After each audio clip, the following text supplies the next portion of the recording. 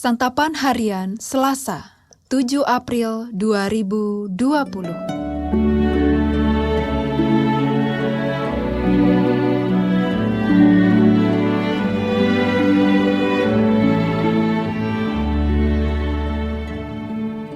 Inilah program Santapan Harian, sebuah program yang mengajak Anda menelusuri isi Alkitab, agar Anda menemukan makna firman Tuhan sesuai dengan konteksnya. Santapan Harian tertuju bagi Anda yang ingin memiliki kehidupan rohani yang segar, kuat, dan sigap.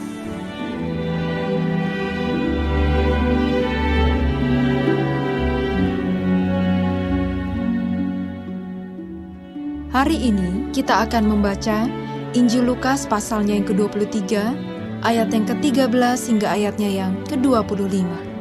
Namun sebelumnya, mari kita berdoa. Tuntunlah kami untuk memahami sabda-Mu di dalam Kristus Yesus yang memampukan kami. Amin. Lukas 23 ayat 13-25. Lalu Pilatus mengumpulkan imam-imam kepala dan pemimpin-pemimpin serta rakyat dan berkata kepada mereka, "Kamu telah membawa orang ini kepadaku sebagai seorang yang menyesatkan rakyat. Kamu lihat sendiri bahwa aku telah memeriksanya, dan dari kesalahan-kesalahan yang kamu tuduhkan kepadanya, tidak ada yang kudapati padanya. Dan Herodes juga tidak, sebab ia mengirimkan dia kembali kepada kami. Sesungguhnya tidak ada suatu apapun yang dilakukannya yang setimpal dengan hukuman mati. Jadi aku akan menghajar dia, lalu melepaskannya. Sebab ia wajib melepaskan seorang bagi mereka pada hari raya itu."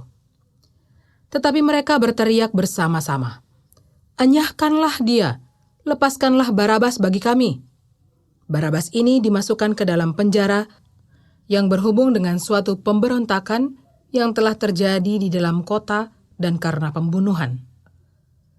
Sekali lagi Pilatus berbicara dengan suara keras kepada mereka, karena ia ingin melepaskan Yesus. Tetapi mereka berteriak membalasnya, katanya, "Salibkanlah dia, salibkanlah dia." Kata Pilatus untuk ketiga kalinya kepada mereka, "Kejahatan apa yang sebenarnya telah dilakukan orang ini? Tidak ada suatu kesalahan pun yang kudapati padanya yang setimpal dengan hukuman mati. Jadi aku akan menghajar dia, lalu melepaskannya." Tetapi dengan berteriak, mereka mendesak dan menuntut supaya ia disalibkan. Dan akhirnya mereka menang dengan teriak mereka. Lalu Pilatus memutuskan supaya tuntutan mereka dikabulkan. Dan ia melepaskan orang yang dimasukkan ke dalam penjara karena pemberontakan dan pembunuhan itu sesuai dengan tuntutan mereka. Tetapi Yesus diserahkannya kepada mereka untuk diperlakukan semau-maunya.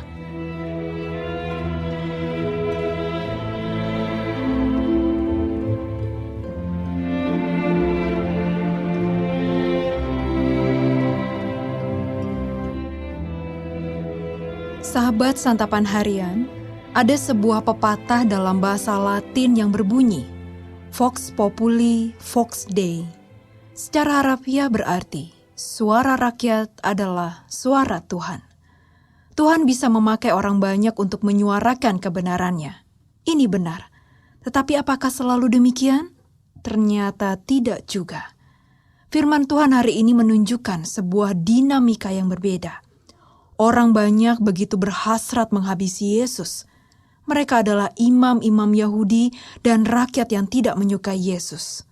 Sejak malam sebelumnya, mereka menangkap Yesus, membawanya ke mahkamah agama, membawanya ke Pilatus, lalu membawanya ke Herodes, dan akhirnya membawanya kembali kepada Pilatus. Itu semua dilakukan karena mereka ingin mencari pembenaran bahwa Yesus bersalah dan harus dihukum. Mencari kesalahan Yesus bukan perkara mudah. Bahkan Pilatus sampai 3 kali menyatakan bahwa ia tidak bersalah dan tidak pantas dihukum mati. Pilatus berusaha menenangkan rakyat dengan menghajar dan menyiksa Yesus di depan umum. Namun, suara orang banyak semakin keras menuntut hukuman mati bagi Yesus. Pilatus pun kalah. Yesus dijatuhi hukuman mati. Kebenaran yang sejati kalah oleh kebenaran palsu yang dibalut suara mayoritas. Firman Tuhan kali ini mengingatkan kita bahwa kebenaran sejati tidaklah ditentukan oleh berapa banyak orang yang percaya atau menyuarakannya.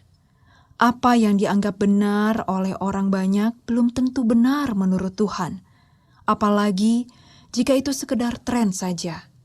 Jadi, jangan mencari kebenaran berdasarkan jumlah orang yang mengikutinya. Berjalan sendiri dalam kebenaran bersama Tuhan jauh lebih mulia daripada berjalan dalam rombongan orang yang menyuarakan kejahatan, karena hal itu justru membuat kita ikut menyalibkan Tuhan. Tetaplah teguh dalam kebenaran bersama Tuhan. Kendati pun sendirian, bila di dalam kebenarannya kita aman dan selamat. Mari kita berdoa.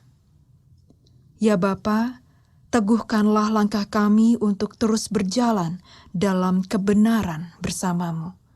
Di dalam Putra-Mu Yesus Kristus, kami berdoa. Amin.